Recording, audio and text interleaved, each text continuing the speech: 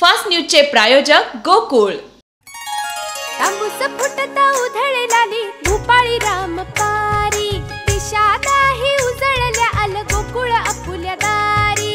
निर्भेळ आणि सकस चवीच गोकुळ लय भारी, चव आहे कोल्हापुरी गोकुळ लय भारी। गोकुळची दर्जेदार दुग्ध उत्पादने, गोकुळ अस्सल चव कोल्हापूरची। चव आहे कोल्हापुरी गोकुळ लय भारी। राहुल गांधींना धक्का, मानहानी खटला रद्दची याचिका झारखंड उच्च न्यायालयानं फेटाळली।